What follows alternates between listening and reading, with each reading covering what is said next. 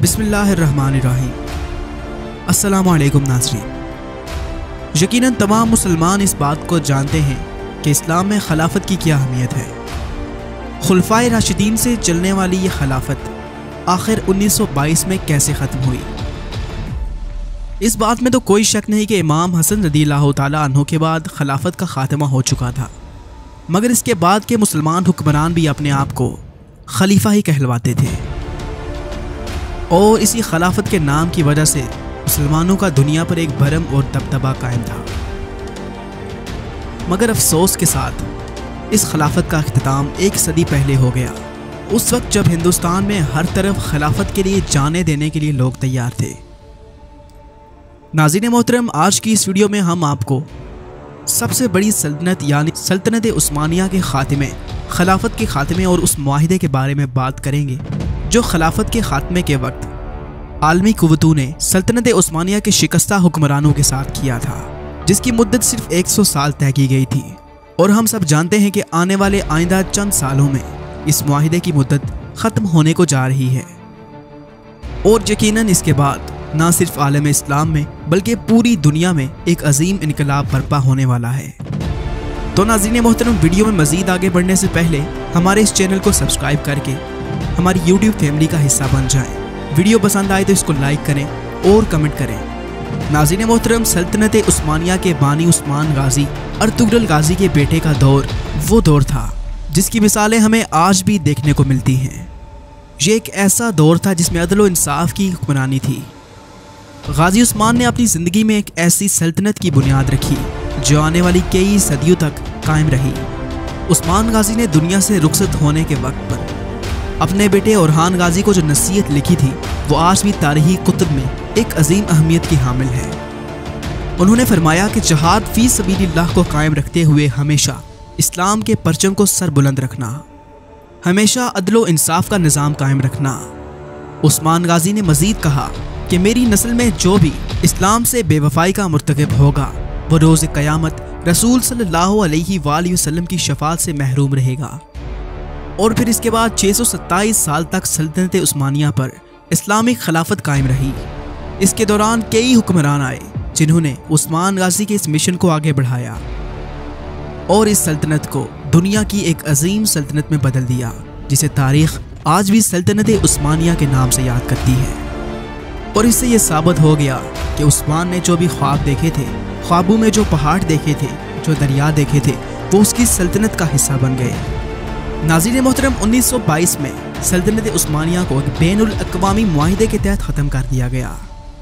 इसके बाद तमाम इस्लामी ममालिक एक गुलदस्ते से निकलकर बिखरे हुए फूलों की पत्तियों की मानंद हो गए, मगर बहुत कम लोग उस मुआहिदे के बारे में जानते हैं। तो आज की इस वीडियो में हम आपके सामने उस मुआहिदे को रख रहे हैं। इन तफसीलात को जानने के बाद यकीनन आप दुनिया के हालात और इसमें आलम इस्लाम की हालत ज़ार के बारे में खूब जान जाएंगे।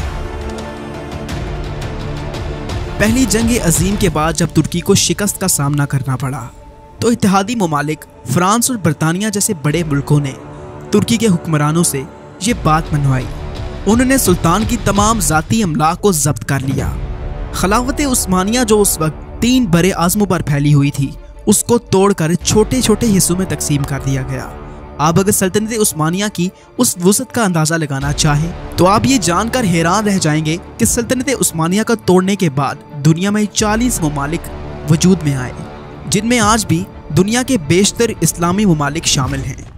इसके बाद मुसलमानों की कुव्वत 40 मुख्तलिफ दायरों में तकसीम होकर रह गई और इस सब के बाद यहूदी और नसरानी दुनिया के लिए सुपर पावर बनने का रास्ता हमवार हो गया।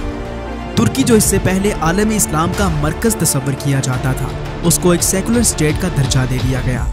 सल्तनत उस्मानिया के 3 बड़े आज़मों पर फैले असासे को जब्त कर लिया गया।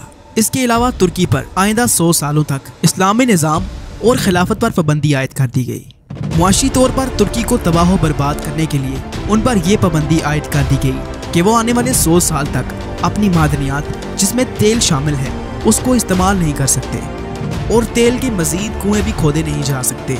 इसके अलावा तुर्की की बड़ी बंदरगाह बोस्फोरस को तुर्की की मलकियत से ख़त्म करके उसे आलमी तसर्रुफ में दे दिया गया और ये शर्त भी आयद कर दी गई कि तुर्क किसी भी किस्म का टैक्स बोस्फोरस पोर्ट से वसूल नहीं कर सकते। ये सारी शराइत आयद करने के साथ साथ ये भी आयद कर दिया गया कि तुर्क हुकूमत इस मुआहिदे पर अमल करने की आइंदा 100 सालों तक पाबंद होगी। और नाज़रीन मोहतरम, आहिस्ता आहिस्ता वक्त अपनी रफ्तार से गुजरता गया। तुर्की और दीगर मुसलमान मुल्कों ने ये वक्त बड़ा कर्ब में गुजारा और आखिरकार उस मुआहिदे को ख़त्म होने में चंद ही बरस रह चुके हैं और अब सिर्फ 1 साल के बाद यानी 2023 में तुर्की इस मुआहिदे से आज़ाद होने वाला है। अगरचे इस मुआहिदे ने तुर्की की आज़ादी को 100 साल तक उनसे छीने रखा, मगर जैसे जैसे वक्त गुजर रहा है इस्लाम दुश्मन कुव्वतों की नींद में भी खलल पैदा हो रहा है। यकीनन इसके बाद दुनिया में एक अजीम इनकलाब बर्पा होने वाला है जिसकी शहादतें हमें तुर्की की क़यादत यानी तैयब एर्दोगान से मिल रही हैं। अगरचे पिछली 1 सदी में तुर्की को इस्लाम से दूर रखने की मुकम्मल कोशिश की गई, मगर तारीख इस बात से गवाह है कि तुर्की इस्लाम के मुकाबले में सबसे आगे है। वो चिंगारी जिसको अगियार ने दबाने की सर तोड़ कोशिश की वो फिर शोला बनने के लिए बेकरार है। अगर तैयब एर्दोगान के तर्ज अमल को देखा जाए तो चाहे वो बर्मा का मामला हो या फिर कश्मीर के मुसलमानों का मामला हो, सबसे पहले उठने वाली आवाज़ तैयब एर्दोगान की होती है।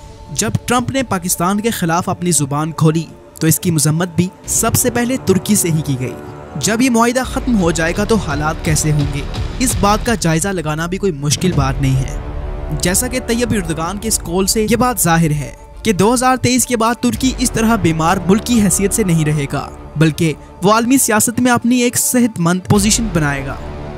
इस बात से ये साबित होता है कि तुर्की आने वाले वक्त के लिए अपने आप को तैयार कर चुका है। अगर हम तारीख का मुताला करें तो इस बात का सबूत मिलता है कि शैतानी कुव्वतों की हमेशा से यही कोशिश रही है कि इस्लाम कभी भी अपनी असली हालत में दुनिया में राइज ना होने पाए। अगर कभी भी इस्लाम की सरबुलंदी के लिए काम किया गया तो तमाम शैतानी ताकतें मुत्तहिद होके उस कोशिश के खिलाफ खड़ी हो गईं। इन्हीं शैतानी ताकतों के बारे में अल्लाह ताला ने इरशाद फरमाया कि ये कभी तुम्हारी दोस्त नहीं हो सकती, और इसी तरह मुत्तहिद होकर इन्होंने खिलाफत के निज़ाम को भी ख़त्म कर दिया। और ये इस खुशफहमी में मुब्तला थे कि शायद 1 सदी के बाद मुसलमान बिल्कुल अपने मजहब को भूल चुके होंगे, मगर वो चिंगारी आज भी तुर्की के मुसलमानों के अंदर मौजूद है। वक्त के तेवर ये बात जाहिर करते हैं कि शैतानी कुव्वतों का बिछाया हुआ ये जाल जल्द ही खत्म हो जाएगा और दुनिया में एक मरतबा फिर खिलाफत कायम होकर रहेगी, क्योंकि नबी करीम सल्लल्लाहु अलैहि वसल्लम की हदीस के मुताबिक क़यामत से पहले खिलाफत कायम ज़रूर होगी। एक हदीस के मुताबिक आप सल्लल्लाहु अलैहि वसल्लम ने 5 अदवार का जिक्र फरमाया है। आप सल्लल्लाहु अलैहि वसल्लम ने फरमाया, तुम्हारे अंदर नबूवत का दौर तब तक रहेगा जब तक अल्लाह चाहेगा। अल्लाह उसे उठा लेगा जब उठाना चाहेगा, यानी जब तक हुजूर नबी करीम सल्लल्लाहु अलैहि वसल्लम इस दुनिया में रहे वो दौर भी रहा। इसके बाद आप सल्लल्लाहु अलैहि वसल्लम ने दूसरे दौर का जिक्र फरमाया, फिर खिलाफत मिनहाजुन नबुव्वह कायम होगी जब तक अल्लाह चाहेगा। तीसरे दौर के बारे में आप सल्लल्लाहु अलैहि वसल्लम ने फरमाया कि ये काट खाने वाली हुकूमत का दौर होगा। चुनांचे ये दौर बनु उमय्या और सल्तनत अब्बासिया का दौर था। आप सल्लल्लाहु अलैहि वसल्लम ने फरमाया ये दौर भी रहेगा जब तक अल्लाह चाहेगा। इसके बाद आप सल्लल्लाहु अलैहि वसल्लम ने चौथे दौर का जिक्र फरमाया कि जालिमाना बादशाहत का ज़माना आएगा। जालिमाना बादशाहत से मुराद गैरों की गुलामी है।